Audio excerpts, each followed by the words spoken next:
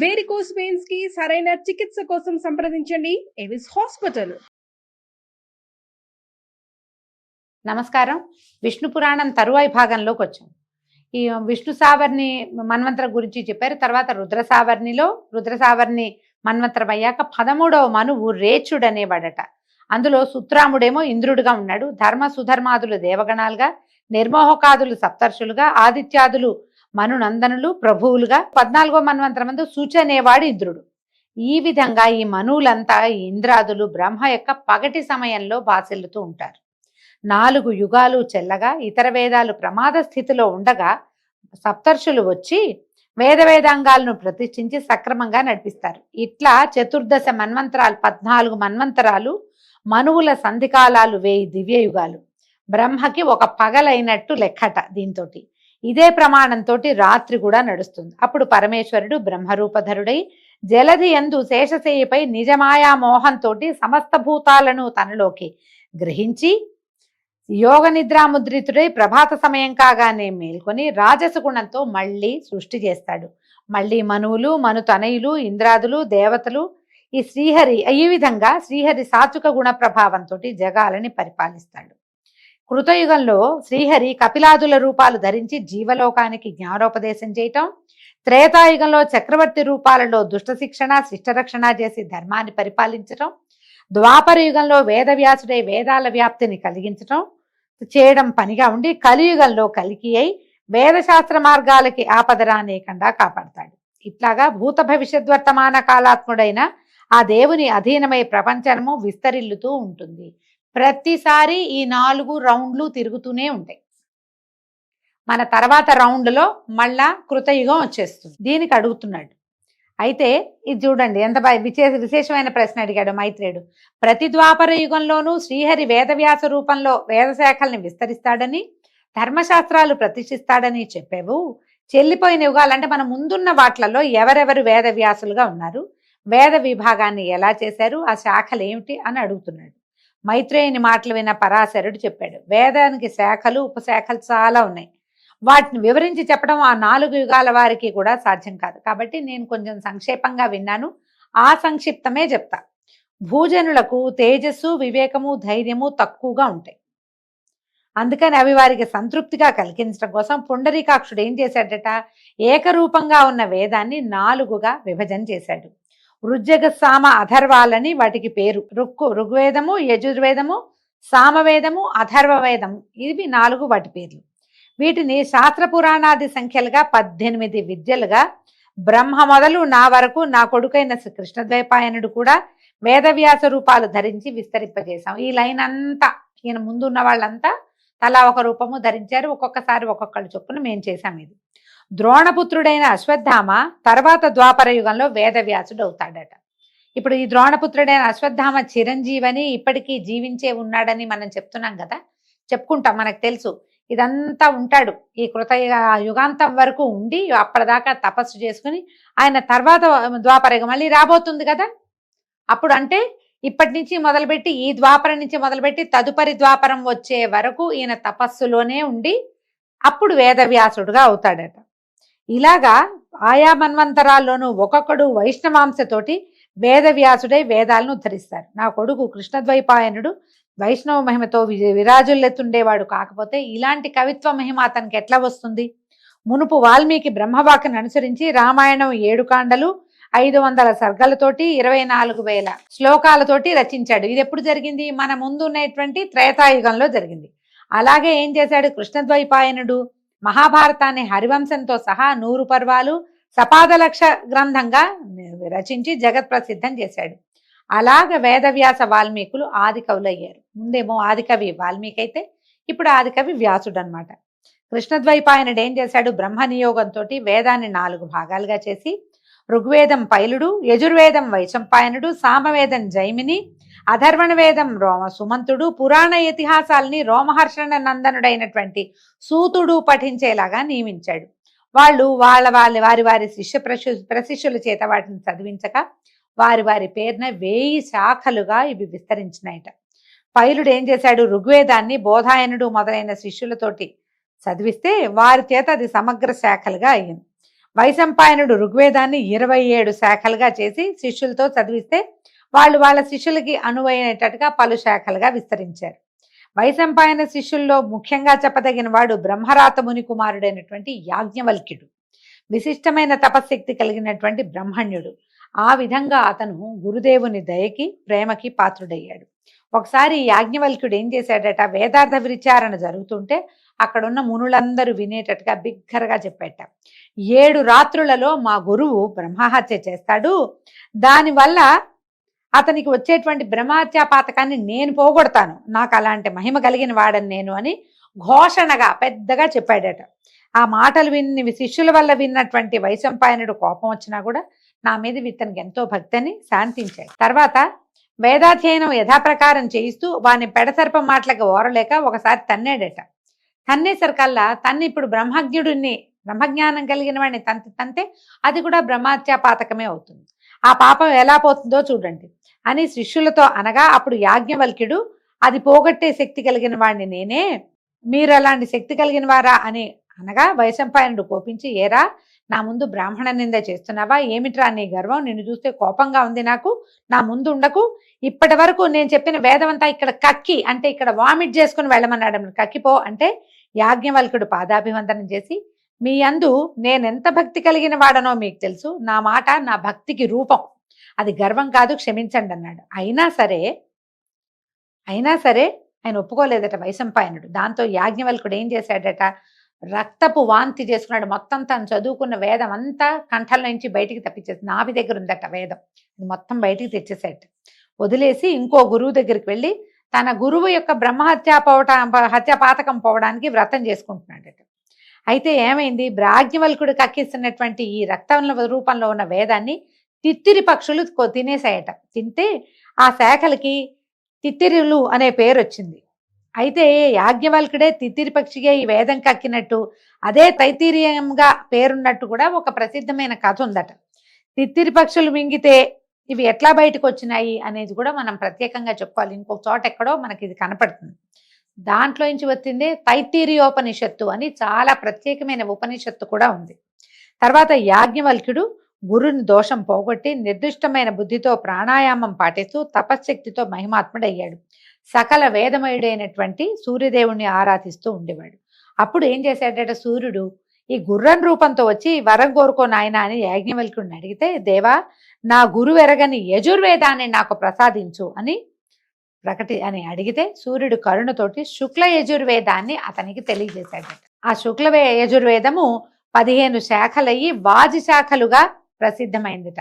కణ్వాది మునులు ఆ వాజి శాఖల్ని అధ్యయనం చేశారు. జైమిని ముని తను నేర్చిన సామవేదం బహుశాఖలుగా చేసి శిష్యులతో చదివించాడు. అధర్వణ వేదాన్ని సుమంతుడు బహుసంహితలుగా రచించి తన శిష్యులతోటి ఆ వేదాన్ని ముక్కలు చేశాడనమాట. ఆయన వేరువేరు శిష్యులకి ఒక్కొక్క భాగాన్ని నేర్పించాడు.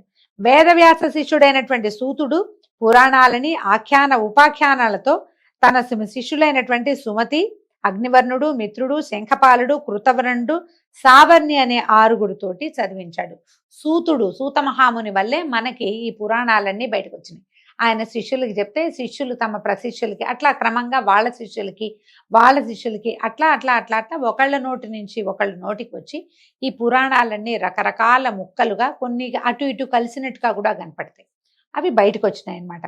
బ్రహ్మాండము, వామనము, గారుడము, స్కందము, కూర్మము, భాగవతము, ఆగ్నేయము, మాత్స్యము, లైంగము, మార్కండేయము, కూర్మము, వైష్ణవము, శైవము, నారదీయము, భవిష్యత్ బ్రహ్మవైవర్త వారాహములని పురాణాలు 18. మనం మొట్టమొదటి చెప్పుకున్నాం. అనాపలింగ కూస్కాని పురాణాన్ని పృథక్ అని ఆ శ్లోకం ప్రకారమే చెప్తున్నారు. ఇవి సర్గ, ప్రతిసర్గ, వంశ, మన్వంతర, వంశాభిచరితాలనే 5 లక్షణాలు కలిగి ఉంటాయి. ఇప్పుడు నేను నీకు చెప్తోంది వైష్ణవ పురాణం. ఇది వేద సమ్మతమైనది. సకల భువన స్థితిగతులకు ఆధారభూతుడైన విష్ణుదేవునికి సంబంధించింది. సర్వలోక సమ్మాన్యము. వేదాలు 4, వేదాంగాలు 6. వేదాలకి అంగాలు ఉన్నాయండి. ఇవేమేమిటి? శిక్ష, వ్యాకరణము, ఛందస్సు, నిరుక్తము, జ్యోతిష్యము, కల్పము అని వీటికి వ్యవహారం. మనం వ్యాకరణం అంటే గ్రామర్ అని చెప్తాను చూడండి, వేదాంగం అది. అయితే జ్యోతిష్యం కూడా వేదాంగమే. కాబట్టి తప్పకుండా జ్యోతిష్యం నమ్మవలసిందే. అయితే అది పూర్తిగా అవదు అని ఒక చెప్తారు కొంత వరకు. కానీ జ్యోతిషం తప్పకుండా వేదాంగం కాబట్టి దాన్ని గౌరవించి తీరాలి. ఈ 6 కూడా ఏంటంటే, ఈ 6 మీమాంస, న్యాయశాస్త్రము, ధర్మశాస్త్రము, పురాణాలు కలిపి చతుర్దశ విద్యలయ్యాయిట. ఇలాగే ఆయుర్వేదము, ధనుర్వేదము, నీతి శాస్త్రము, అర్థశాస్త్రము కలిపి చతుర్దశ విద్యలయ్యాయని కూడా ఒక నిర్ణయం చెప్పబడుతుంది. ఇవి ఎవరు చెప్పాలి అంటే బ్రహ్మర్షులు, దేవర్షులు, రాజర్షులు వీటిని చెప్పడానికి అర్హత కలిగిన వారు ఉన్నారు. సరే, బాగుంది. ఇవి చాలా విశేషంగా ఉంది. ఇంకా ఏమిటి, ఇంకేమేమి ఉన్నాయి అని అడిగితే అప్పుడు చెప్తున్నాడు అనమాట. ఇంకేమనంటే ప్రతి వాళ్ళు, ప్రతి జీవుడు కూడా కర్మబంధానికి కట్టుబడి మనం యముడి దగ్గర వివిధ శిక్షలు పొందుతూ ఉంటారు. ఆ యాతన రాని విధి, యమయాతనలు, నరక బాధలు లేని విధి ఏదైనా ఉన్నదా అని అడిగితే ఇప్పుడు చెప్తున్నారనమాట. ఒకప్పుడు కాళింగుడు అనే ముని నన్ను సేవిస్తూ ఉండేవాడు. అతని వినయము, విధేయతలకి నేను సంతృప్తినుంది. మంత్రోదకంతో శిరస్సు స్పృశించి పూర్వజన్మ స్మృతిని కలిగించాను వాడికి. అప్పుడు ఆ కాళింగుడు నువ్వు అడిగినట్టే అడిగాడు. అతనికి ఏం చెప్పాను ఇప్పుడు నీకు చెప్తున్నాను అన్నాడు. పూర్వము నకులుడనే ముని నరకయాతనలతోటి సతమతమవుతున్న ప్రాణులన్నీ చూసి విచారించి సత్యలోకానికి వెళ్ళి జీవుల కర్మబంధ విషయం అడిగితే ఇప్పుడు పితామహుడు ఇట్లా చెప్పాడు. ఆ విషయం ఏంటంటే యమకింకర సంవాదం అట. యముడు కింకరుడు ఏం మాట్లాడుకున్నారో అది బ్రహ్మదేవుడు నకులుడనే మునికి చెప్తే అది నేను అతనికి కాళింగుడు అనే మునికి చెప్పాను, అదే నీకు చెప్తున్నాను అన్నాడు. ఎన్ని నోర్లు మారిందో చూడండి ఈ విషయం. తప్పప్పులని నిర్ణయించి ప్రాణుల ఆయు పరిమాణాన్ని అనుసరించి తీసుకురావడానికి పాశహస్తులైన కింకర్లు బయలుదేరగా వాళ్లలో నాయకుడైనటువంటి కింకరుణ్ణి లోపలికి పిలిచి యముడు ఇట్టా చెప్పాడట. భూమిలో విష్ణు భక్తులైన వాళ్ళ గృహాలకి వెళ్ళకండి. వైష్ణవులు పావన జీవులు, వారికి ఏ పాపము అంటదు కనుక వాళ్ళు సర్వులకి మాన్యులు. పుండరీకాక్షుని రాజస గుణంతో సంభవించిన బ్రహ్మకు నేను అనువర్తిని. ఆయన చెప్పిన ప్రకారం ప్రాణులకి శిక్షలు విధిస్తాను. కానీ వైష్ణవులు మాత్రం నాకు అజేయులు. వాళ్ళ ఇళ్ళకి నువ్వు వెళ్ళొద్దు. చిన్న చిన్న కింకర్లు చాలా మంది ఉంటారు, ఓ గుంపంతా బయలుదేరుతుంది, మిగిలిన వాళ్ళని పంపద్దన్నాడు అని చెప్పగా ఇప్పుడు బాబు ఈయన అడిగాడట కింకరుడు, ప్రభు ఆ వైష్ణవుల వేషభాషలు, ప్రవర్తన, గుణగణాలు ఏమిటో నాకు చెప్పమంటే ఈయన చెప్పాడు. శత్రుమిత్రులందు సమబుద్ధి అయి నిజాచార వర్తనములను తప్పక ఆచరిస్తూ అల్పమైన అధికమైన పరద్రవ్య వాంఛలేని వాడే ప్రవర్తించేవాడు వైష్ణవుడు. బొట్టు పెట్టుకుంటే కాదండి, శంఖచక్రాలు భుజాల మీద ధరించి స్వరూపాన్ని ధరించి విష్ణు స్వరూపాన్ని ధరించిన వాడినే వైష్ణవుడు అనటానికి కుదరదు. మనకి పురాణం ప్రకారం ఏంటంటే వాళ్ళకి తరతమ భేదం లేకుండా ఉండేవాడు. తను చేయవలసిన ఆచారాన్ని తప్పకుండా చేసేవాడిని వైష్ణవుడు అంటారు. మనం బొట్టు పెట్టుకున్నా సదాచార సంపన్నులమైనా కూడా తారతమ్య బుద్ధి కలిగిన వాడిని వైష్ణవుడుగా యమకింకర్లు ప్రవర్తించరు. వాళ్ళు ప్రవర్తించేది ఇలాగా. తనకు కలిగిన దుఃఖానికి దిగజారక ముప్పొద్దులా పుండరీకాక్షుణ్ణి త్రికరణ శుద్ధిగా ఆచరించే భక్తిమంతుడైన వాడు వైష్ణవుడు. స్ఫటికంలాగా నిర్మల తేజోమూర్తి అయినటువంటి విష్ణువెక్కడ, మత్సర దోష దూషితులైన మానవులెక్కడ, మాత్సర్యాది దుర్గుణాలు లేక సర్వమిత్ర బుద్ధితోటి మృదుమధుర వాక్కులై ప్రవర్తించే వారి హృదయాలలోనే ఈ విష్ణువు ఉంటాడు. బలిష్టమైన చెట్టు పెరగడానికి మూలం సరసమైన భూమి. భూమికి బలం ఉంటే చెట్టు బాగా పెరుగుతుంది. పురుషుడు సౌమ్యుడై విలసిల్లటానికి ఆధారం హరి కరుణ. విష్ణువు యొక్క కృప ఉన్నవాడే సౌమ్యుడుగా ఉంటాడు. యమనియమాది యోగాభ్యాసాలు, పరధన పరకాంత పరాంగుఖులు, స్వపరభేద శూన్యులు, హరిపద సేవా నిరతులు అయిన వారి వద్దకు వెళ్ళొద్దు కింకరా, జాగ్రత్తగా ఉండు. శంఖచక్ర గదాభయహస్తుడైన వాసుదేవుణ్ణి ఆత్మయందు తలచేవారంటే మనం బెదిరిపోవాలి. సూర్యుడుంటే చీకటి ఉండదు కదా. హింస, పరుల సొమ్ము అపహరించడం, అసత్య నిష్ఠుర భాషణలు, ధర్మకర్మ దుష్కర్మాచరణము కలిగినటువంటి దుర్మతికి దామోదరుడు దూరంగా ఉంటారు. వాడు స్వరూపం ధరిస్తాడు కానీ భగవంతుడు వాడి యందు ఉండడు, ప్రవర్తించడు వాళ్ళ దగ్గర. దుష్టుడై అర్థకాంక్షతో ఆత్మీయుల అర్థమును అపహరించే వానిపై శ్రీహరి ఆగ్రహావేశంతో ఉంటాడు, తెలుసుకోమని భీష్ముడనే ఆ కింకర నాయకునకు చెప్పినట్టుగా నకుల మునికి బ్రహ్మదేవుడు చెప్పాడట. అదే నేను కాళింగుడికి చెప్పాను. అది విని ఆనందంతో కాళిందుడు వెళ్ళాడు, మైత్రేయ నాకు దేవభజన పరులకు యమదండన ఉండదు.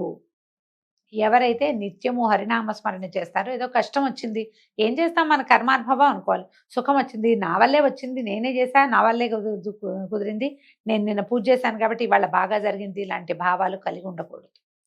పూజ వల్ల ప్రతిఫలాన్ని ఆశించకూడదు. ఈ రకంగా ఉండేవాడిని నిజంగా వైష్ణవుడు అని చెప్తారు. అని చెప్పగా ఇప్పుడు మైత్రేయుడు అడుగుతున్నాడట, సంసారాన్ని జయించాలనే సంకల్పంతో దేవారాధన తత్పరులైనటువంటి వాళ్ళు ఎలాంటి ఫలితాన్ని పొందుతారు అంటే, ఇప్పుడు ఈయన చెప్తున్నాడు అనమాట. చాలా మంచి ప్రశ్న వేశావు. సగరుడనే ఇక్ష్వాక చక్రవర్తి ఇలాగే అడిగితే ఔరుడనే మునివర్యుడు చెప్పాడు. ఒకనాడట సగర చక్రవర్తి. ఈ సగరుడు ఎవరండి? మనకు తెలుసు, మనం ఇంతకుముందు కథలో విన్నాం కదా సగర చక్రవర్తి కథ. ఈయన కుమారులు వెళ్ళి కపిల మహర్షికి కోపం తెప్పించి పాతాళంలో బూడిద కుప్పలుగా మారిపోయారు. వాళ్ళకి ఉత్తమ గతులు కల్పించడానికి సగరుడి మునిమనవుడైన భగీరథుడు భూమి మీదకి గంగాదేవిని తీసుకొచ్చాడు. ఆ సగర చక్రవర్తి ఔరుని అడిగాడట, మహాత్మా మాధవారాధన మహిమ ఏంటి? మాధవుణ్ణి ఆరాధించే వాళ్ళు ఎలాంటి ఫలితాన్ని పొందుతారు అంటే, అప్రమేయమైనది మాధవారాధన. ఐహిక జీవితాన్ని ఇంపుగా వెళ్ళించి అంతమందు పునరావృత్తి రహితమైన పరమపదాన్ని చేరతారు వీళ్ళు. జీవితం ఎలాగో గడపాల్సింది, గడిపిన తర్వాత అద్భుతమైన పరమపదాన్ని పొందుతారు. వీళ్ళు ఏం చేయాలి? భగవంతుడిని ఆరాధించాలంటే కులాచార ధర్మాల్ని సక్రమంగా పాటించాలి. ఆ వర్ణాశ్రమ ధర్మపరులైనటువంటి తన భక్తుల్నే శ్రీహరి ఆదరిస్తాడు, వాళ్ళ పూజా పునస్కారాలు స్వీకరిస్తాడు. యజ్ఞాదుల చేత జపింపదగిన వాడు శ్రీహరి, జపపరాయణుల చేత జపింపదగిన వాడు శ్రీహరి. శ్రీహరి సకల భూతమయుడు, అన్ని ప్రాణుల్లోనూ భగవంతుడు ఉంటాడు. పరధన కాక్ష పరకాంత వ్యామోహము కలనైనా లేక జీవహింస చేయక ఎదుటివారిని ఏ దశలోనూ దూషించక ద్వేషించక సాధుజనులకు కీడు చేయక తనను ప్రేమించే వారిపై అలుగక గురువుల యందు భక్తి కలిగి బ్రాహ్మణుల్ని సేవిస్తూ తన పర భేదబుద్ధి లేక సర్వసమబుద్ధితోటి ప్రవర్తించే వారి పూజలని మాత్రమే శ్రీహరి స్వీకరిస్తాడు. అదే ముఖ్య విషయం. మళ్ళీ చెప్తున్నాడు, సకల వర్ణాల వారు తమ ధర్మాలను సక్రమంగా ఆచరిస్తూ శ్రీహరిని పూజిస్తే ఆ భగవానుడు సంతుష్టుడై ఆ పూజని స్వీకరిస్తాడు. తద్వ్యతిరిక్తమైతే ఫలితము సున్నా, కేవలం పూజగా మాత్రమే మారిపోతుందట. సగరుడు ఇది విని కైమోడ్చి అప్పుడు వర్ణాశ్రమ ధర్మాలు చెప్పమంటే ఇప్పుడు చెప్తున్నారు. వర్ణాశ్రమ ధర్మాలు ఏమిటి? చేయవలసినవి చేయరానివి తెలిసిన వాడే దానము సత్పాత్రునికి ఇస్తూ దేవతార్చన నిత్యక్రియగా, అంటే చేయవలసిన పనిగా, కామ్యంగా కాదు, ఇది మనం చేయాలి కాబట్టి చేయటం అన్నమాట. భూతదయ కలిగిన వాడే అగ్నిహోమాదులు నిర్వర్తిస్తూ వేదాధ్యయనము విడువక కుటుంబ పోషణకై ధనకాంక్షతో యజ్ఞం చేయటము, జీతం పుచ్చుకుంటూ వేదం చెప్పటము అనేవి చేయకుండా స్వవృత్తితో ఆర్జించిన వారి నుంచి విప్రుని వల్లనైనా సరే ధనం స్వీకరిస్తూ సాధ్యమైనంత వరకు అన్ని ప్రాణులకు మంచిని చేయువాడై రత్నాన్ని రాతిని సమమైన దృష్టితో చూస్తూ ఋతుకాలమునందే ధర్మపత్తితో సమాగమం చేసే ధర్మబుద్ధి కలిగిన వాడు బ్రాహ్మణుడు. బ్రాహ్మణం యొక్క వర్ణం యొక్క ధర్మం ఈ పైన చెప్పబడినవేనట. అయితే క్షత్రియులకు కూడా ఒక ప్రత్యేక ధర్మం చెప్పారండి. యజ్ఞం చేయటం, వేదాధ్యయనం, దానం చేయటం, ధర్మంగా ప్రవర్తించటం, బ్రాహ్మణ భక్త కలిగి దుష్ట శిక్షణ శిష్టరక్షణ చేస్తూ తన ఏలుబడిలో ఉన్న ప్రజలను తన పిల్లల్లాగా పోషిస్తూ శాస్త్ర విజ్ఞానం కలిగి ధర్మార్థ కామాలని సక్రమంగా సాధిస్తూ ఉండటమే క్షత్రియ ధర్మం. రాజు అయిన వాడు ఇలా చేయాలట. తర్వాత బ్రాహ్మణ క్షత్రియ గౌరవము, వేదాధ్యయనము, సత్పాత్ర దానము, స్వకులాచార పాలన, పరధనాశ లేకుండటము, నిత్య నైమిత్తిక క్రియలను సక్రమంగా చేస్తూ ఉండటము, క్రయ విక్రయాలలో నిర్మల మనస్కుడై ప్రవర్తించటము, ధర్మ పద్ధతిలో అర్థాన్ని కూడబెడుతూ కృషి వాణిజ్యము పశుపాలన చేస్తూ ఉండటము వైశ్య ధర్మం. ఆ కాలంలో ఇలాంటి ధర్మాచరణ ఉండేదట. పై 3 జాతుల వారి యందు భక్తితో ప్రవర్తిస్తూ సేవించటము, కులాచారం తప్పక యోగ్యతను అనుసరించి దానం ఇవ్వటము, అందరి యందు మైత్రి కలిగి ఉండటము, పరనింద ఆత్మస్థుతి లేక ప్రవర్తిస్తూ ఉండటమే శూద్ర ధర్మం అట. 4 ధర్మాల వాళ్ళు, అంటే 4 వర్ణాల వాళ్ళు ఎలాంటి ధర్మాచరణ చేయాలి అనేది ఇలా చెప్తున్నారు. మైత్రి, సత్యము, దయ, మంచితనము, వంచన చేయక రుజుమార్గాన నడవటము, పాత్ర మెరిగి ఇవ్వటము, సర్వభూత సమబుద్ధి, సత్వరజస్తమో గుణాలకు లొంగకుండా ఉండటము, శాంత గుణము, ఇవి 4 జాతులకు ఉండవలసిన ముఖ్య ధర్మ గుణాలు. ఎంత దురాశ కలిగినా, ఎంత కీడు కలిగినా, ఎలాంటి ఆటంకాలు వచ్చినా తమ కులాచార ధర్మాలు తప్పక ప్రవర్తించాలని బ్రహ్మవాక్కు అని చెప్పి ఇప్పుడు ఆశ్రమ ధర్మాలు చెప్తున్నారు. వర్ణాశ్రమ ధర్మము అంటాం కదా, ఏ ఆశ్రమంలో ఉన్న వాళ్ళు ఏం చేయాలి అనేది మనం రేపటి పారాయణలో తెలుసుకుందామండి. అంతవరకు సెలవు. నమస్కారం.